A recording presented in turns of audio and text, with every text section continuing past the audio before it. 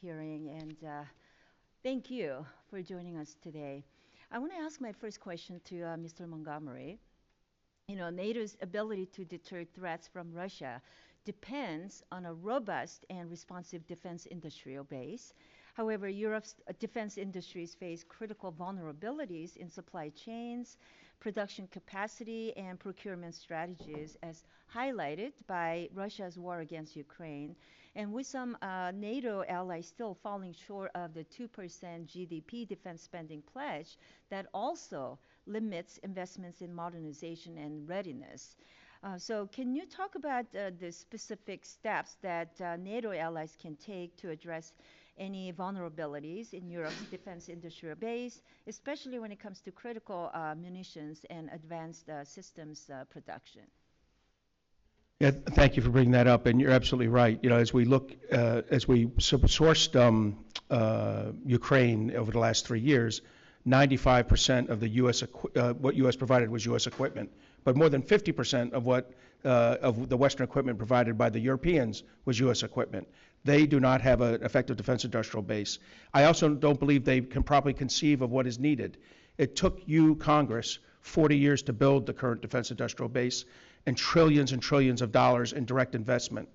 And the Europeans have not made those commitments. And when I hear President Macron talk about a European solution to this, the amount of money he discusses is way too low. So the truth is the Europeans are going to need to rely on us over the next decade to rearm themselves, and they're also going to need to build their own defense industrial base. Do you have some specific ideas as to how United States can help European allies in overcoming those shortfalls? And at the same time, we need to ensure the interoperability within our alliance. I think we should take the example we have right now with Rheinmetall, a German artillery firm, which is partnered with U.S. firms so that they can scale their production properly.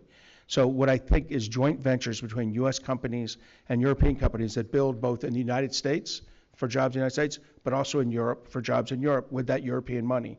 That is the most logical, cost-efficient way. It's not what the French are proposing, but I think long-term that's how NATO needs to settle out. Next, I want to talk about Russia and China. In your testimony, Mr. Montgomery, you made it very clear that Russia under Putin is the, in quote, single greatest threat to peace and democracy in Europe. You also noted the role that China has played in helping sustain Russia's war in Ukraine and providing dual-use technologies and economic support. So we know China is bolstering Russia's defense industrial base with microelectronics, telecommunications equipment, and drone technology. So in that context, how should NATO adapt its deterrence and defense strategies so they can address the combined military and technological threats posed by Russia-China partnership? No, you're exactly right. And what I'm saying there is that Ukraine is actually fighting 4 countries right now: Russia, China, North Korea, and Iran. And I would say most of us think North Korea and Iran are the next biggest problems. They're not. It's China. China is backstopping Russia's economy. They've increased their imports and exports more than 30%. As you said, they provided the microelectronics that are going into cruise missiles and ballistic missiles. They're striking Ukraine every night. We absolutely have to hold China accountable for its support to Ukraine. Is there specific capabilities or partnerships that NATO should prioritize to counter those threats? Yeah, so I do believe NATO's role in an Asia-Pacific context will be very European in nature, very economic in nature, I'm sorry. So that what we need to do is start working together on how we sanction and export control China properly. And we need to get the Europeans more engaged in that and committed as we are. And one more question regarding the NATO and Western Balkans. The Western Balkans is a critical region for NATO's efforts to promote stability and counter external influence.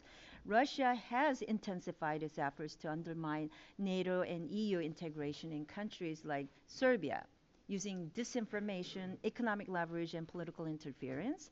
So what specific strategies should NATO employ to counter Russia influence in the Western Baltics or Balkans, and particularly in Serbia, as I mentioned, and where the favorable perceptions of Russia are growing, especially, like I said, in Serbia? Well, I think you're exactly right.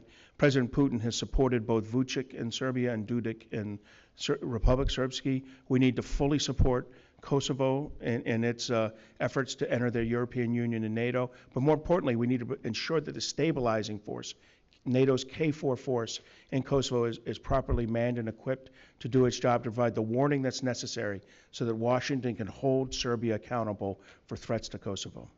Thank you very much. My time's up. I yield back. I now